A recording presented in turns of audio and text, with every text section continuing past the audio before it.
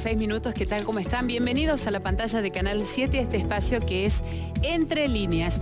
En el marco de los diferentes encuentros que hemos planteado desde el día miércoles hasta el próximo miércoles, vamos a abordar temas que están vinculados con la figura del gaucho jujeño, pero también en el bicentenario del fallecimiento del general Eduardo Arias, vamos a hablar de esta figura emblemática del gauchaje jujeño. Antes que nada, también un saludo inmenso para todas las agrupaciones, asociaciones y fortines gauchos que el día de ayer destacaron la presencia de Javier Cruz aquí en este escenario que es Entre Líneas. A todos los que se comunicaron, un abrazo inmenso, muchísimas gracias y gracias también por seguir defendiendo nuestras tradiciones. A la gente que nos sigue a través de DirecTV, de Flow Digital, de Canal 4 Go y de Claro TV, muchas gracias, y sobre todo a la gente de Salta y de Tucumán, que también en alguna medida participan de esto que es de la cultura y la tradición de la gente del norte argentino. Hoy vamos a hablar específicamente de dos temas, de lo que es el general Eduardo Arias, pero también del monumento a la independencia, ese monumento fantástico que se erige en el centro de Humahuaca y que es nada más ni nada menos que un homenaje a los gauchos anónimos que lucharon bajo las órdenes del general Eduardo Arias, de Manuel Álvarez Prado y también de Miguel de Güemes. En instantes nada más les cuento quién es nuestro invitado de hoy. Para la comunidad jujeña de Tierra del Fuego, un abrazo inmenso para ellos que también viven esta fecha en particular y el 23 de agosto, como siempre, como un emblema de las fechas destacadas de Jujuy. Y ahora sí vamos a conocer el perfil de nuestro invitado de hoy.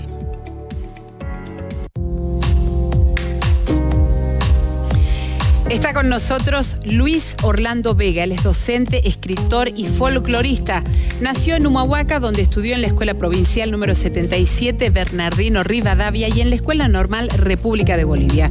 Sus estudios superiores los realizó en el Instituto Nacional de Profesorado, donde se graduó como profesor de Historia y Educación Cívica. Su campo de trabajo es la cultura local y regional. Es un defensor de las manifestaciones folclóricas, como así también autor de producciones bibliográficas sobre la cultura e historia de Humahuaca. Sí, el día de hoy nuestro invitado es el profesor Vega. Con él vamos a hablar del monumento a la independencia, el monumento a esos héroes anónimos y también de la figura del general Eduardo Arias. Nos vamos a la pausa y ya volvemos.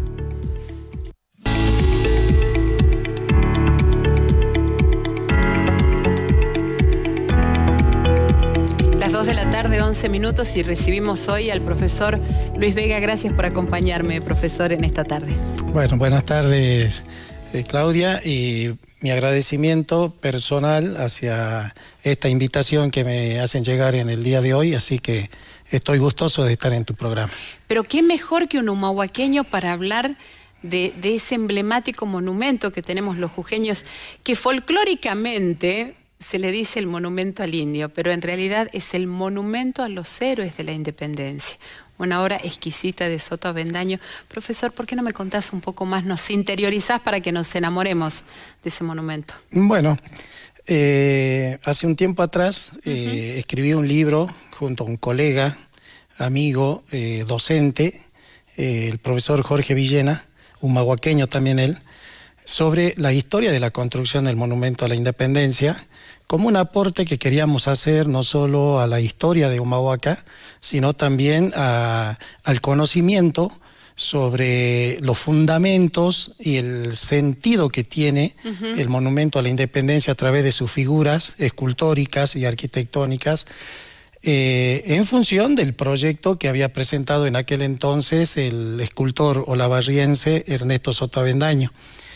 Y eso nos permitió a nosotros investigar, indagar realmente en forma profunda, y hemos encontrado bastante documentación respaldatoria para hacer nuestro libro, que después lo reeditamos en ocasión del bicentenario de la Declaración de la Independencia Nacional en el año 2016. Así que creo que es una oportunidad ahora también para contarle a la comunidad jujeña que este monumento, una de las obras más esplendorosas que el ser humano puede haber hecho, especialmente en América Latina, es casi único no hay en otros lugares monumentos de estas características y mucho menos dedicado a los héroes de la independencia nacional, que serían los héroes anónimos, más que nada de la independencia, ¿no? Contame esta figura que está en la parte más alta del monumento, ¿qué representa? Soto Avendaño, en su proyecto y también en una carta que le escribe a un docente de Humahuaca, él dice claramente que la figura central del monumento no representa a ningún personaje ni a ninguna persona en especial.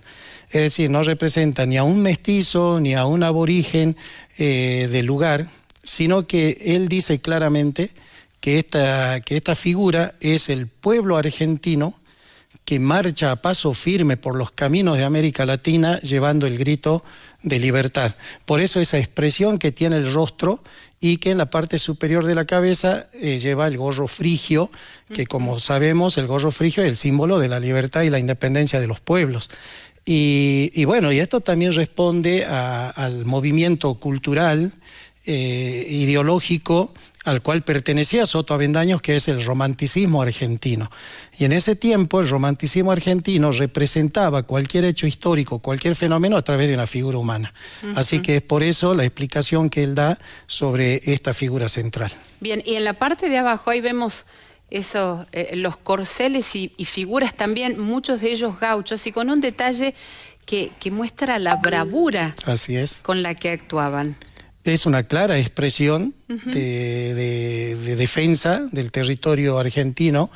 Soto Avendaño, para hacer los rostros de los gauchos del monumento, moldeó muchas figuras en Salta, en los valles de Salta, y también algunas en la zona de acá de Jujuy, de Humahuaca. Y él expresa ahí, en la figura escultórica que está en ambos laterales del monumento, ese homenaje y ese reconocimiento a nuestros gauchos, que han sido los baluartes verdaderos de la independencia nacional y que formando parte de las milicias de aquel entonces, y bueno, entregaron su vida por la libertad y la independencia de nuestra patria, ¿no? Ahí vemos figuras que son gauchos, obviamente, originarios, mujeres.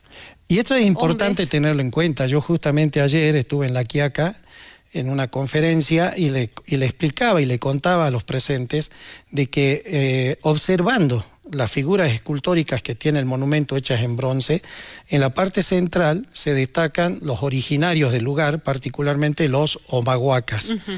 Y observamos, fíjate vos ahí, la figura de una mujer.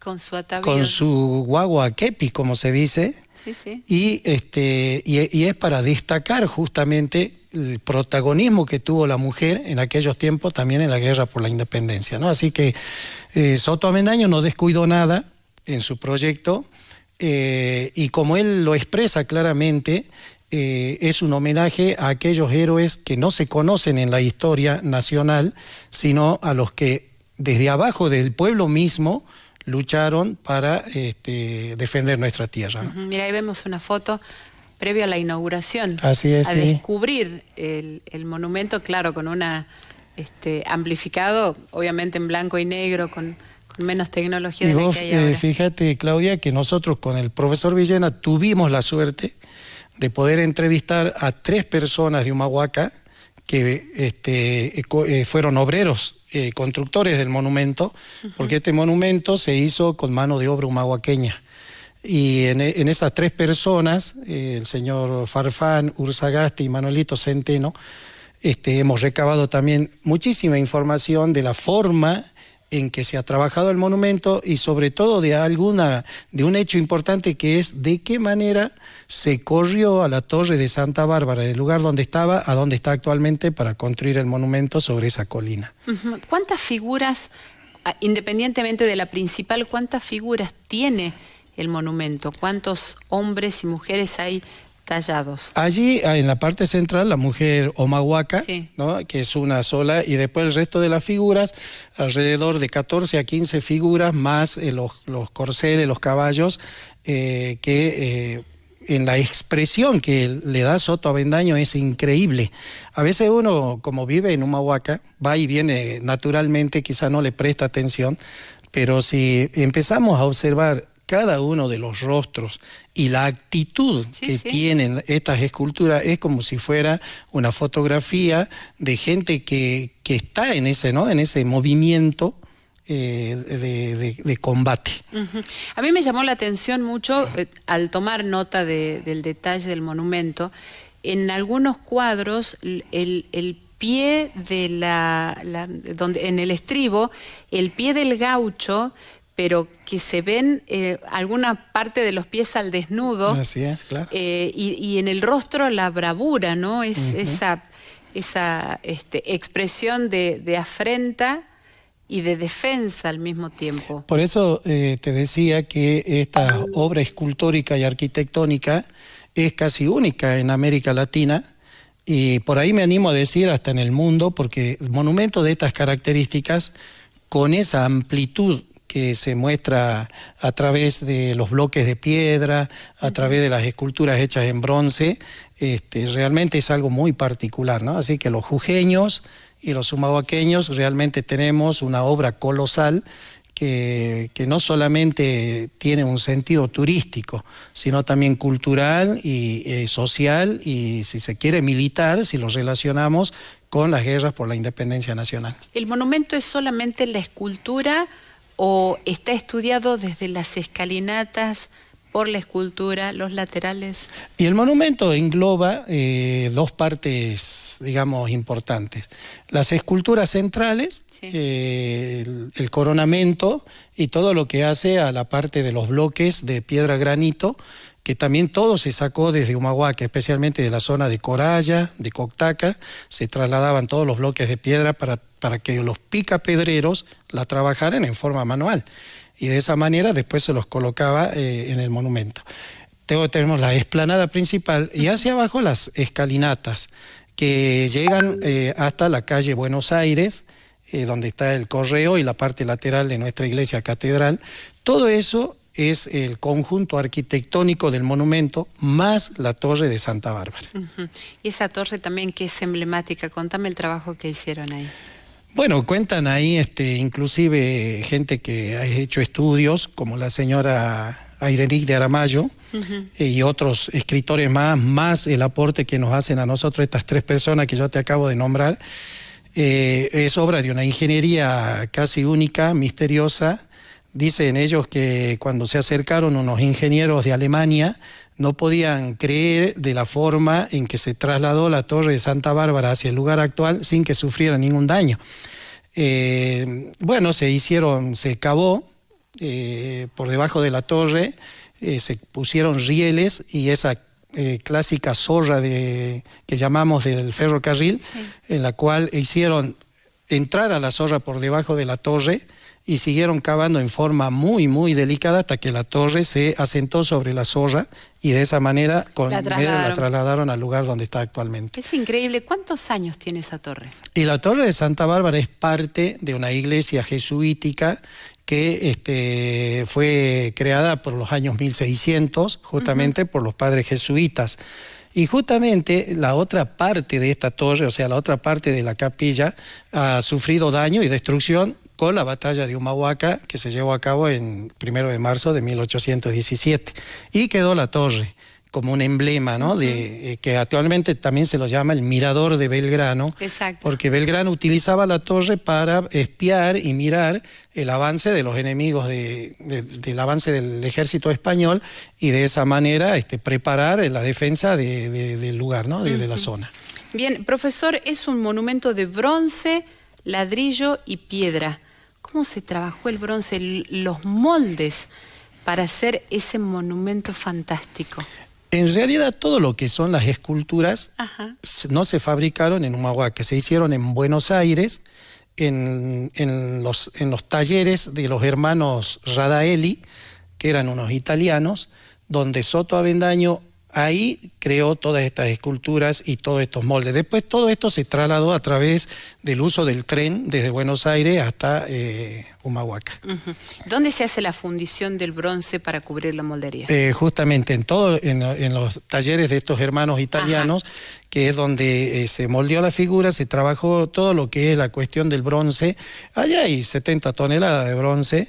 Y bueno, la gente del lugar y de la época cuenta que cuando llegaron todos estos materiales, estas esculturas a través del tren a Humahuaca, era todo como un acontecimiento, digamos, ¿no? Porque ya se venía trabajando en el monumento, ya la gente miraba cómo se estaba construyendo, y bueno, y faltaba la colocación de las figuras centrales, y que también llevó todo un esfuerzo grande. Me comentaba el señor Urzagasti, José Urzagasti, que él fue uno de los encargados de trabajar con la parte principal del monumento, que es la figura del pueblo argentino, sí. Que más allá de ser un peligro y no tener suficientes medidas de seguridad, todos trabajaron utilizando poleas, sogas, cadenas para poder instalar esta figura central en esa parte alta. Es inmensa realmente. ¿Cuánta gente trabajó? Alrededor de 80 obreros en un principio y luego 120, pero también esta obra empezó en el año 1928 aproximadamente, que tendría que haberse inaugurado en el término de 10 años a lo sumo, pero desgraciadamente por esa historia que se conoce en la Argentina, que no se pagaba a los obreros, que se entraba en crisis económica, que no se seguía financiando el proyecto, demoró muchos años más y fue inaugurada el 23 de agosto de 1950. O sea, que estaría cumpliendo ahora en agosto 72 años. Claro. Impresionante. La base, los moldes que se cubrieron posteriormente con el bronce, ¿qué fue de esos moldes, profesor? Los moldes originales. Los moldes originales quedaron en Buenos Aires, seguramente en estos talleres. La verdad que no sabemos qué puede haber ocurrido con todo ello. Lo cierto es que Soto Avendaño se trasladó a Humahuaca, se instaló en Humahuaca. Y fíjate qué cosa importante y linda también, porque él hizo mucha amistad con otro gran artista, pintor humahuaqueño, que fue don Francisco Ramoneda. Sí. Es más, en el Museo de Francisco Ramoneda hay un busto del artista que lo hizo Ernesto Soto Avendaño, ¿no? Y lo dejó de regalo para Ramoneda. Y bueno, y él se instaló en Humahuaca, pero en realidad fijó su residencia en Tilcara. Y desde ahí también se trasladaba hacia Humahuaca para dirigir las obras, ¿no? Mirá qué linda historia, profesor. ¿Y el jujeño sabe lo que es un monumento a la independencia? ¿Conoce el origen del monumento? Y ¿Vos qué pensás que es medio difícil que lo conozca, porque inclusive yo ayer estuve en La Quiaca también en una escuela primaria y le preguntaba a los chicos de sexto y séptimo grado si alguna vez habían venido a Humahuaca y conocían el monumento, y muchos me contestaron que no. Y de la misma manera nos pasa, ¿no? A veces el quebradeño no conoce la zona del ramal o viceversa, pero creo yo que está en la escuela, en la educación, poder brindarle algunos datos importantes a nuestros alumnos, pero no solamente en este caso del Monumento a la Independencia, sino de tantas cosas lindas que hay en Jujuy, en lo natural, en lo cultural, ¿no? En las creaciones que hizo el hombre a través de monumentos, monolitos, etcétera, etcétera, que sería lindo que se conozca y que todos los jujeños sepamos qué es lo que tenemos en nuestra provincia. Bueno, estamos a muy pocos días de rendirle homenaje al general Eduardo Arias.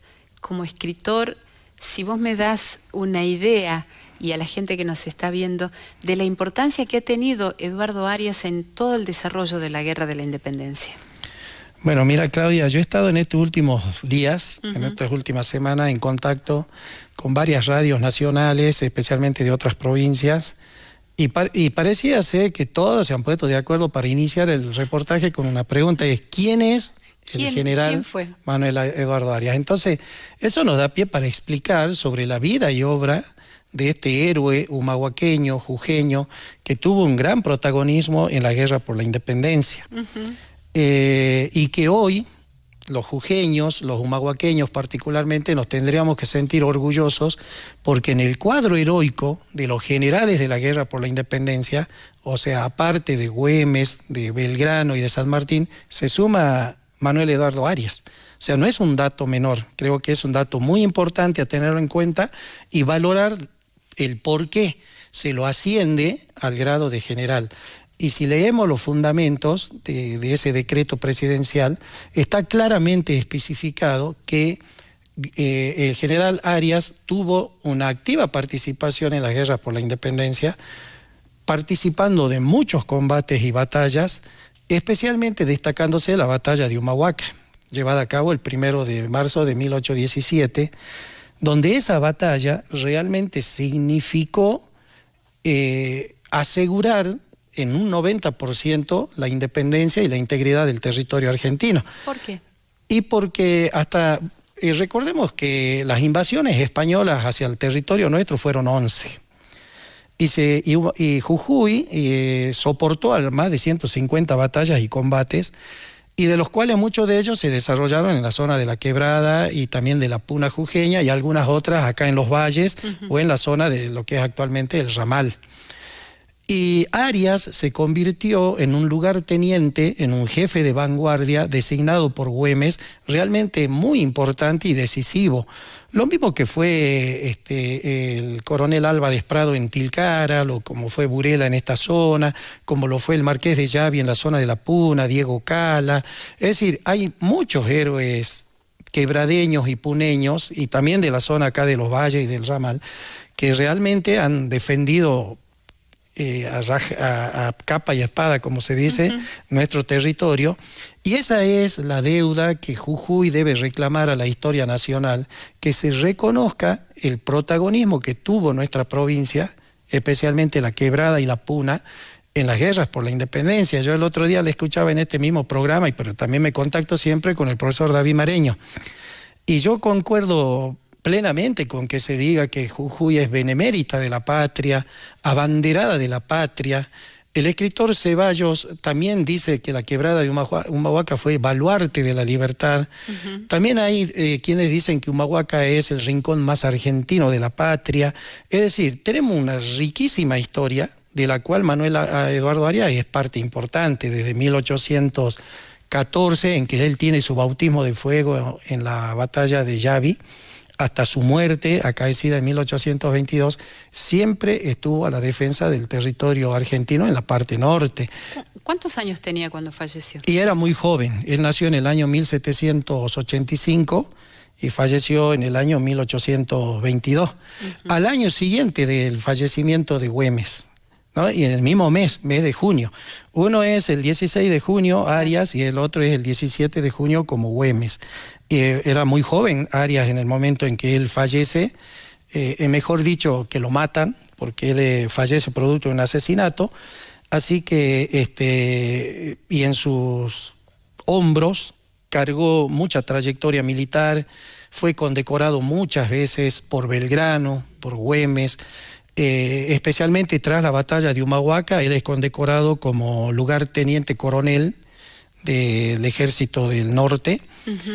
Y encima es premiado por el gobierno de Buenos Aires con la famosa estrella de 5 picos que se le entrega a Arias y a sus principales lugartenientes, y al resto de la tropa.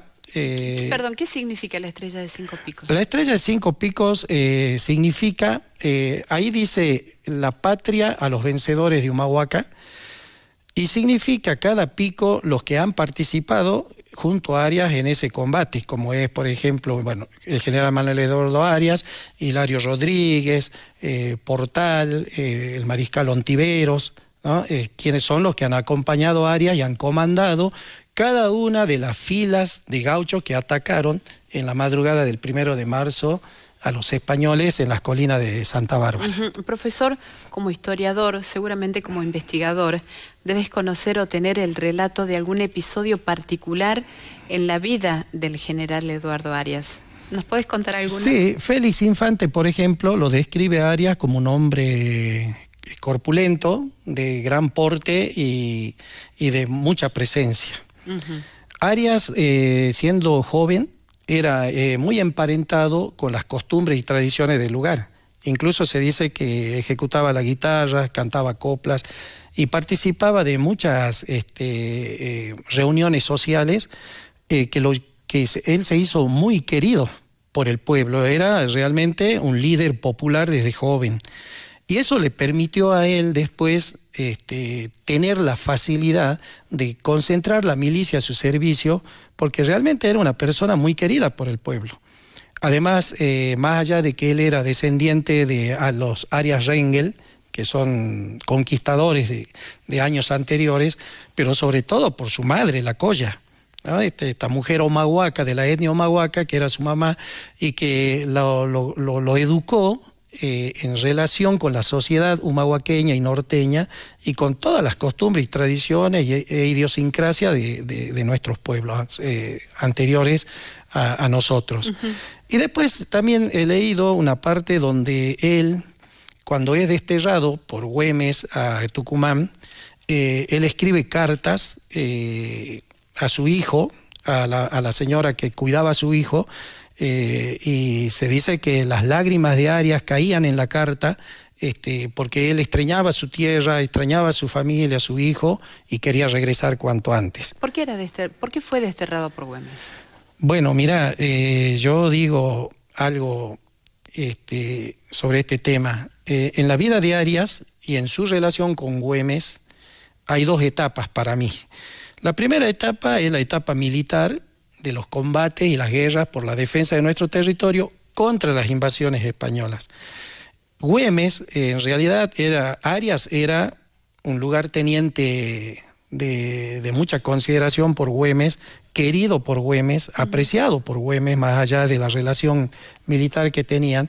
Es más, Mitre escribe en una de sus memorias que Manuel Eduardo Arias, entre la mayoría de los jefes militares que estaban al servicio de Güemes, era el de que más cabeza tenía, o sea, describiéndolo como un hombre inteligente.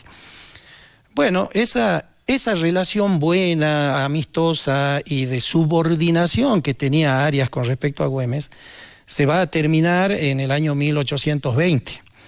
¿Por qué? Porque en ese año, a nivel nacional, si cabe la palabra, se dio una crisis tremenda en la Argentina que dividió al país entre unitarios y federales. Esa crisis creó una anarquía en muchas de las provincias. Y justamente Salta, Jujuy no fue ajena a este problema, pero en realidad los bandos que rivalizaron en aquel tiempo en nuestra zona no se llamaban unitarios y federales, sino Patria Vieja y Patria Nueva. Los que emparentaban con la ideología de Patria Nueva, entre los cuales estaba Manuel Eduardo Arias, que perseguían como objetivo fundamental la libertad y la autonomía de Jujuy respecto a Salta. Y ahí es donde viene la diferencia. Y ahí viene la diferencia con Güemes, porque Güemes, siendo gobernador de toda la zona, lógicamente no accedía a esta pretensión. ¿Pero por qué? Porque Jujuy representaba una caja de caudales económicas realmente muy importante para la zona, para el lugar. Sí. Ahí hay una de las tantas explicaciones. Por eso yo no concuerdo con algunos historiadores salteños que dicen que Arias es un traidor a la patria y un traidor a Güemes. Uh-huh. Creo que es una infamia señalarlo de esa manera. Acá yo creo que tendríamos que entender algo que es importante y que Pojasi, que es un escritor salteño, en su libro Cabildos y Revoluciones dice que si nosotros lo miramos los héroes como hombres de carne y hueso, vamos a entender que tienen sus errores y tienen sus virtudes, tienen sus debilidades, ¿no es cierto? Tienen sus aciertos, tanto para los hombres como para las mujeres, porque también las mujeres fueron activas propagandistas de la revolución, partícipes absolutas, como por ejemplo Juana Zurduy. Exacto, pero son la sumatoria de todo eso nuestros héroes, son seres humanos. Y eso los llevó a estas diferencias entre ambos, y de manera tal que Arias en un momento es apresado y es llevado a Salta, engrillado, y allá lo condenan a muerte por fusilamiento. Pero Güemes, atendiendo a esa trayectoria militar, a esa amistad que tuvieron, canjea la muerte de Arias por el destierro. Y le ofrece que se vaya de la zona de acá de Salta de Jujuy, y Arias se va a Tucumán. Un pasaje de la vida de nuestros héroes, pero en realidad son esos, ¿no? Estaría bueno que podamos aceptar que como todo hombre o como toda mujer, tienen una vida como seres humanos, pero lo destacado es lo que los hace diferentes. Así es. Profesor, te agradezco mucho que hayas venido el día de hoy. Hermosa la charla para conocer el Monumento a la Independencia y un pasaje de la vida de Güemes. Un gusto. Bueno, yo te agradezco, Claudia, y antes quería dejarte este libro de mi autoría. Qué hermoso sobre presente. el general Manuel Eduardo Arias, pero tómalo en nombre de Humahuaca y de nuestra historia. Muchas gracias a vos, profesor, y también a Humahuaca, obviamente. Luis Orlando Vega, general Manuel Eduardo Arias, una vida heroica consagrada a la patria emancipada. Un gustazo. Gracias a todos ustedes por habernos acompañado. Nos despedimos hasta el lunes. Después de las noticias nos encontramos acá nuevamente.